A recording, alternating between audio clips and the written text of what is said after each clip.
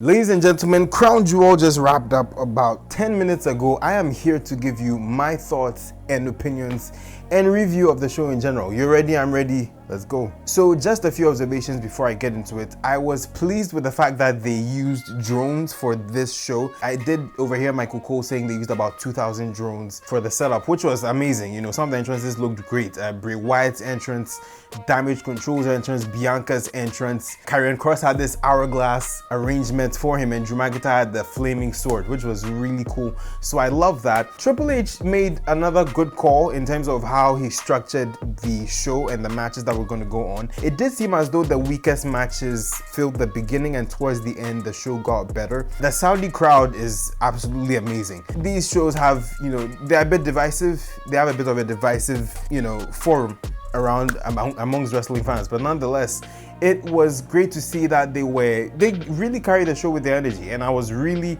impressed by that. Now to the matches. We had 8 matches on the card, and the first one was Bobby Lashley versus Brock Lesnar, and yes, this was the weakest match on the show without question. And it did have a weird finish. I will get into that. So basically, Brock comes to the ring and Bobby attacks him whilst he's doing the whole round thing before he got into the ring. Brock hurt his knee very early on because Bobby pushed him into the steel stairs, so that was going to be the establishing body part for, you know, what the story was going to be. Brock got some offense in. He got a few suplexes in, some F5s, about 2 of them if I'm correct. And then he gets trapped in the headlock. He doesn't pass out, you know, even though the ref does the 1, 2, 3 thing, if you know what I'm talking about, which I have not seen in a long time.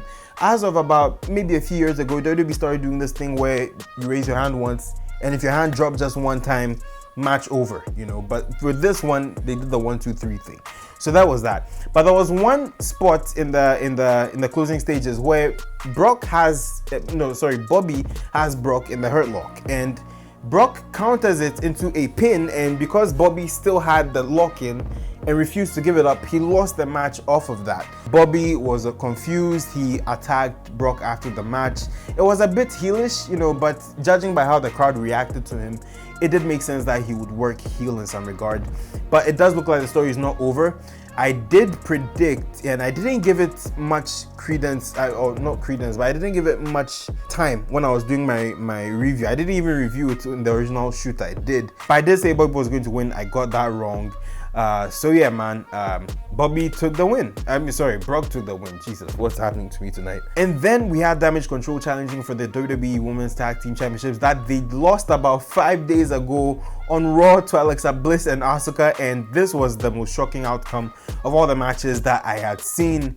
Damage Control actually won. I will give credit where credit is due. This match was great. You know, Dakota Kai had this one sell where she was selling a tornado DDT that Alexa Bliss gave her. There was one element that played a part in how the match turned out, which I completely ignored when I was doing my prediction video, which was the involvement of Nikki Cross. Now on Raw, Nikki was approached by Damage Control not too long before Damage Control had to defend the titles against Alexa and Asuka, and this definitely came into play. So towards the end of the match, Nikki interfered whilst Dakota was distracting the referee, and that led to Damage Control capturing the titles back. It seems like they're playing hot potato with the Women's Tag Team Championships. You know, we've had about 3 different sets of champions since Triple H took over. We had Aaliyah and Raquel, then we had Damage Control. We've had them for about a month or so, a month and a half if I'm correct. And then we had Alexa and Asuka on, you know, Monday. And then in 5 days, we've gone back to Damage Control. So I really wonder if it was a mix of Triple H really listening to the fans and saying that it was a bit questionable that they had put the titles on Alexa and Asuka. Otherwise, I was fine with it. I was completely okay with it. Then we had the steel cage match featuring Karrion Kross going up against Drew McIntyre. I have alluded to this, but the entrances were great. The match started, and this just came to me in the course of watching the match. You know the way Hell in a Cell was Undertaker's playground? Steel cage matches have become Drew McIntyre's playground to some extent, because I recall, you know, he had a steel cage match with Sami Zayn earlier in the year, and he won this one as well, and Drew really needed this win. This match was, in terms of storytelling and in terms of pacing, it was a little better than their Extreme Rules encounter. Now, there was one point where, and for the most part, it wasn't even one point, but they rarely ever used, escaping the cage as a basis for winning the match. They wanted to punish each other first before getting out of there. And they only started trying to escape the cage towards the end of the match, which I really appreciated. You don't see that in steel cage matches, these days. So that was a very nice thing they added to it. So there is one point in the match where Drew tries to escape through the cage door. Scarlett pushed the ref out of the way, and then she maces Drew the same way she did at Extreme Rules with what I think was pepper spray. I guess Drew no-sold it, but she also maced the ref, by the way. So for one point in time, there was this steel cage door that was just open. The match really played out the way it should have been. The ending was great. Drew had to climb the top because Scarlett was now blocking the door. Karen was about to escape, but he couldn't get there in time, and Drew won the match with, just by a sliver. And then we had the Judgment Day taking on the OC in a 6-man tag team match, and I must say, WWE knows what they are doing with 6-man tag team matches every single time. They never miss, and it was evident here. Now, some people called out the fact that the OC had about a whole week to find a woman, at least to try to neutralize Rhea Ripley. That did not happen.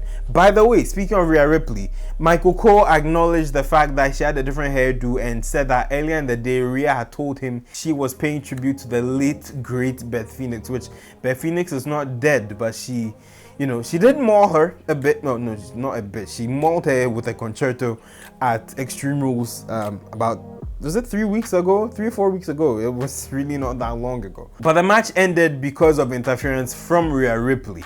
Otherwise, standouts for the match, Big LG, Doc Gallows, Luke Gallows. Excellent. That man is a train. He is a solid worker, and I love that. Also, I should mention this.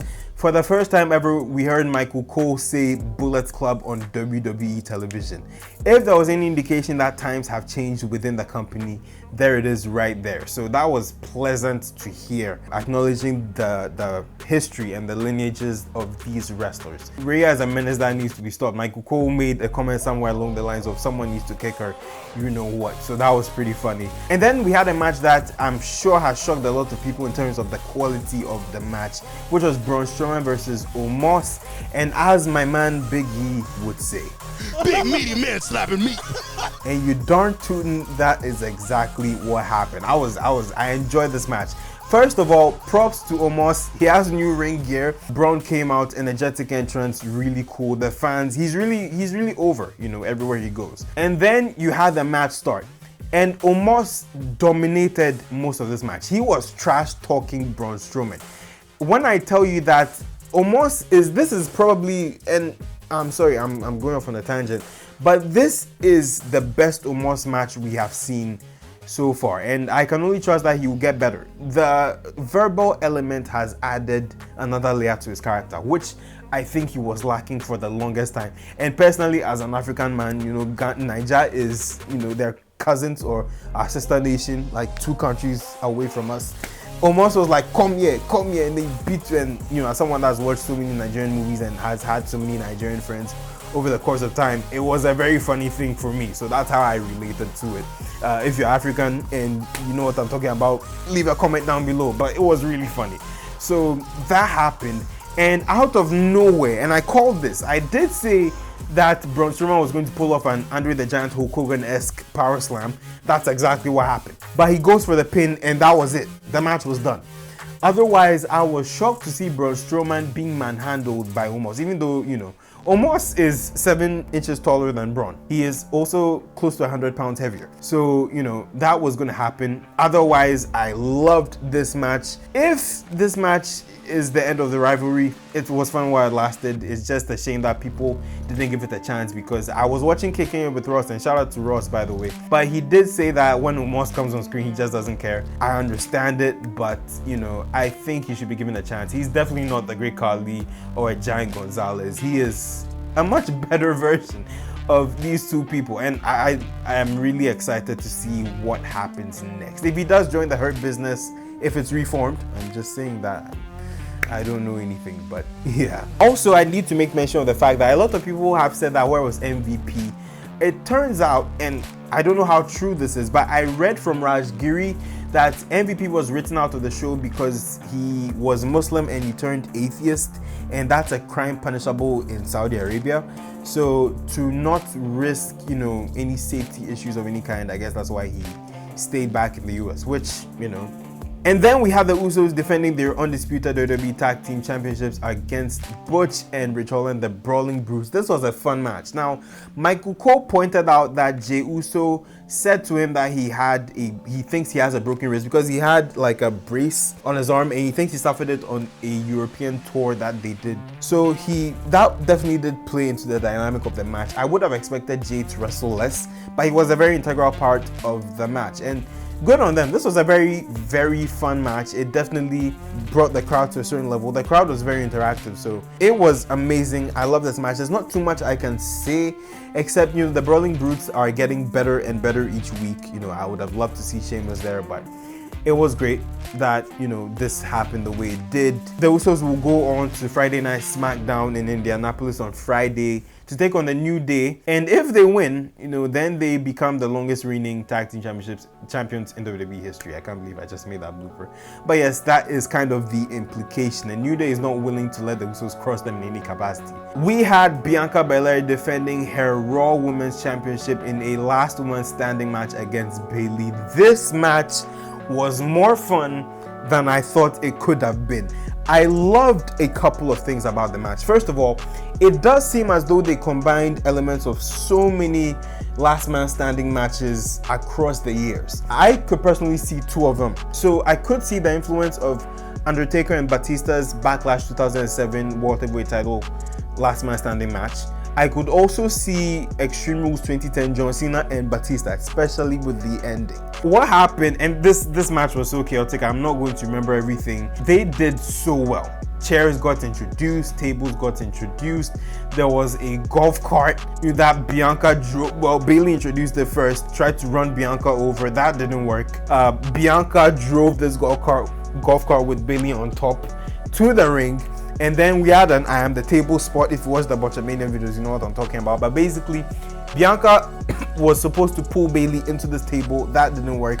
Bayley flipped directly over the table. It didn't break, so that was pretty funny.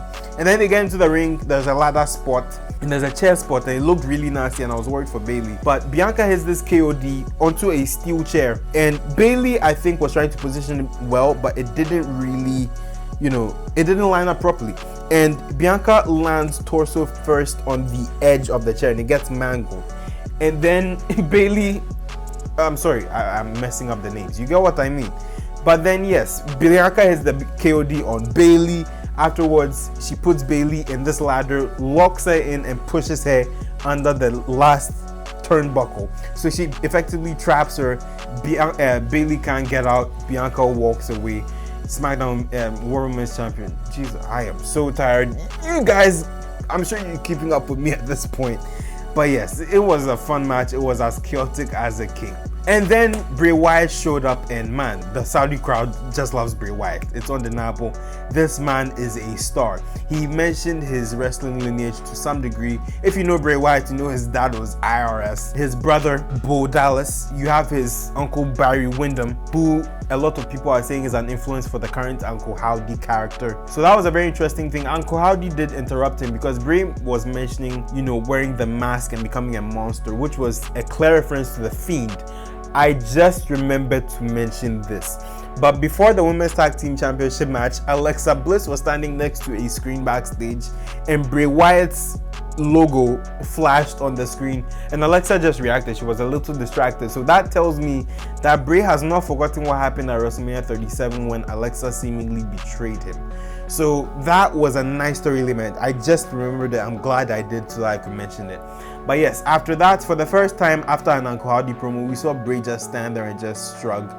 And then that was it. Now, Bray doesn't like being interrupted. If you watched SmackDown last night, you saw the temper tantrum he went off on, on that crew, man. So that was a very nice touch. By the way, the entrance too, amazing. And then we had our main event, Logan Paul versus the undisputed WWE Universal Champion Roman Reigns. Good grief. This match was everything and then some. Now, for the record, this is not an alternate reality. You have not done any psychedelic drugs of any kind. This is reality as it is.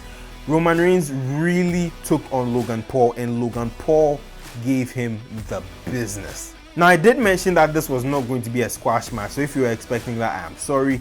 The purpose was to sell tickets and give people a show. That's exactly what happened. Logan Paul had his impulsive cast, I think Mike and I've forgotten the other guy's name, but those two gentlemen were at ringside. But Roman comes out, grand entrance. Logan was clearly excited.